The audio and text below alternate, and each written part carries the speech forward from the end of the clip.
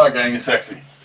So I wanted to do a sort of I checked this game up a while back, never got to play it, but since I just played Salerno 43, I wanted to try Salerno. Well, I wanted to look at this game, which is pretty much also covers that, but with a little more detail. And I wanted to see just how much of a game, rules-wise, this was. I played like 4 turns, including the pre-dawn.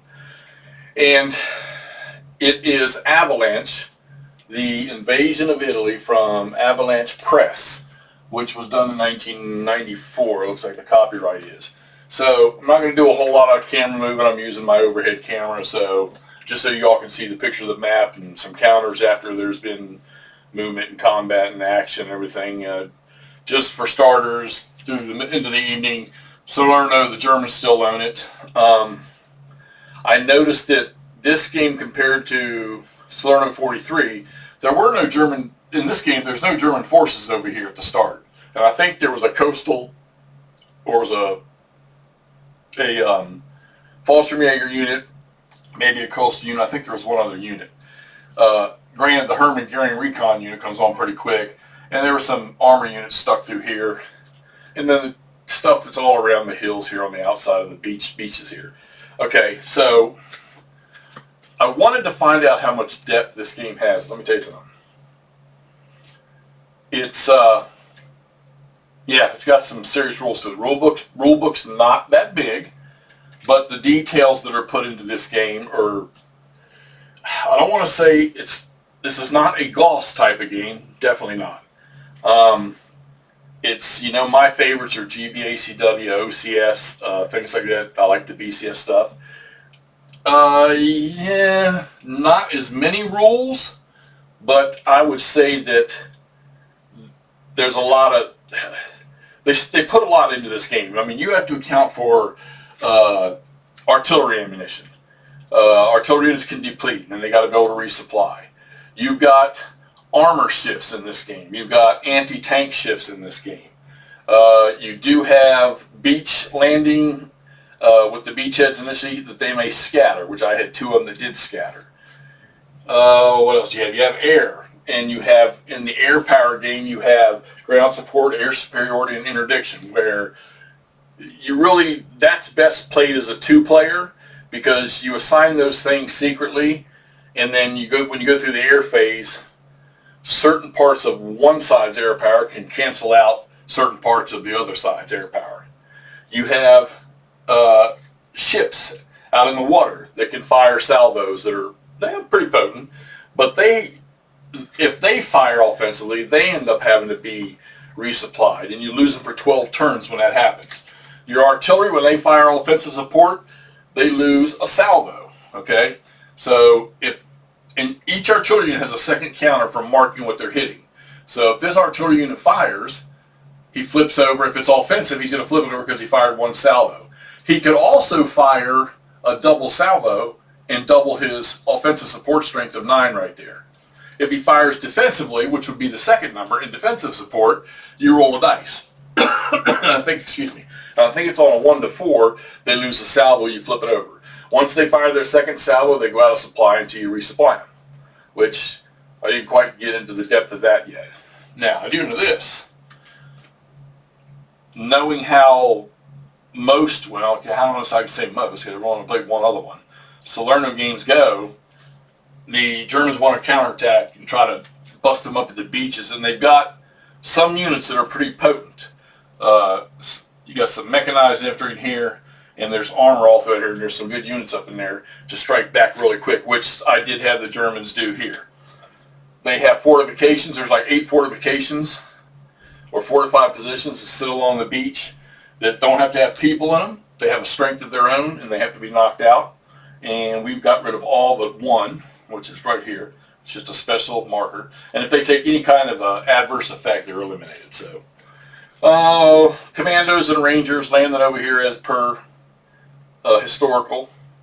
Already sent armor down there to check the Rangers and the Hermann Goering recon unit, which he took a step loss in this fight. Actually, the Germans took 2 step losses there, but they didn't want to let this guy go.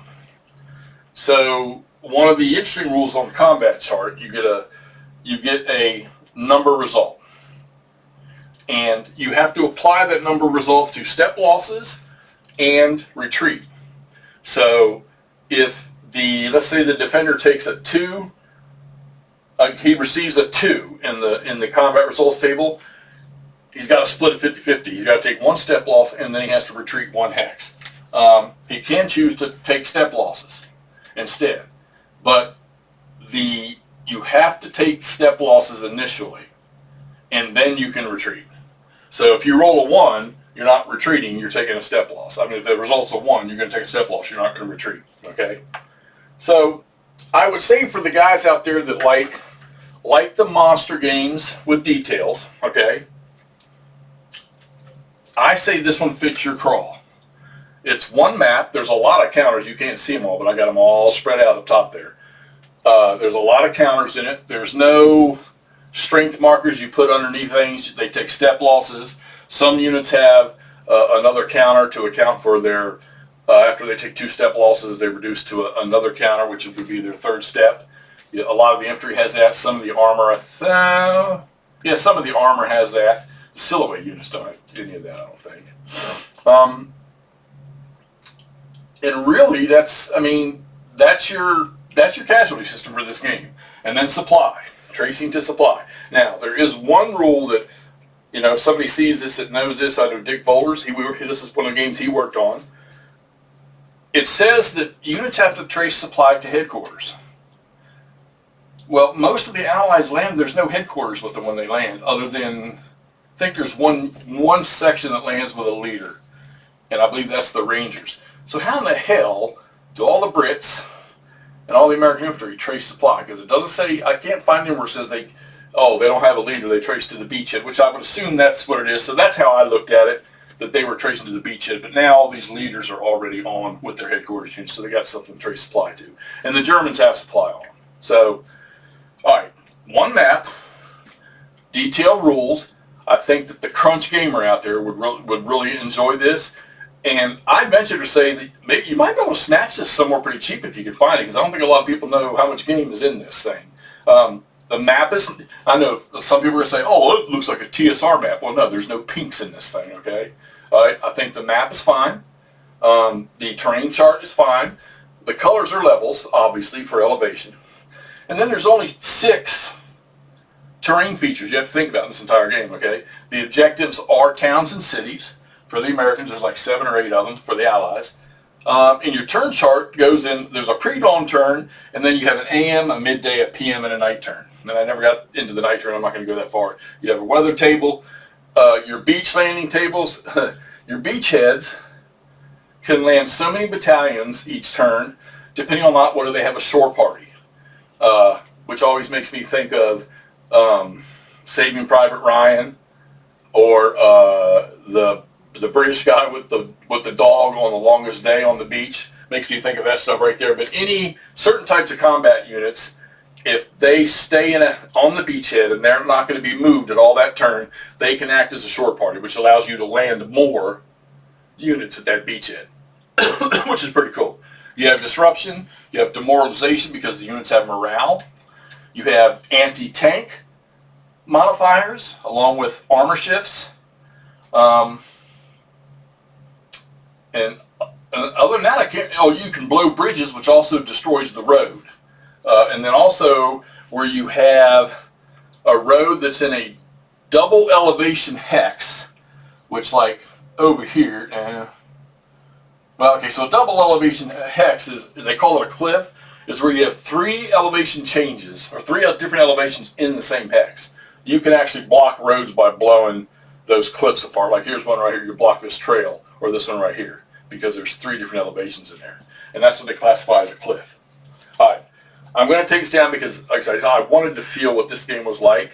This might be one for a later play, but I'm not necessarily in the mood to learn a whole new rule set for a game that's fairly crunchy and fairly not crunchy. I mean, it's a taste. I think one of the games like this that I really enjoy, that and most of y'all know it, you've heard it. And the funny part is, I've still yet to see anybody play it, even after all the recommendations, and I've not seen it. Well, I don't say play it, play it and shoot some video, I put this game, granted 2 different eras, not even the same, but I put that along with Army of the Heartland, which is still my favorite off-the-wall game with a unique rule system. And I've seen people buy it. I've not seen anybody playing it. So anyhow, I'm going to give this game, I say if I rated this game on a scale of 1 to 10, I'm going to give it a 6, maybe close to a 7. I've only played, like I say, 4 turns, but it's got very, very deep rules. And if you like very, very deep rules, I not just tell you should get it out and give it a roll. I dare you to, because I think this is a gem that's being missed by a lot of people. All right, that's what I got to say about this one here. Avalanche, The Invasion of Italy from Avalanche Press, 1994. And there's just my opinion of it. Talk to y'all soon.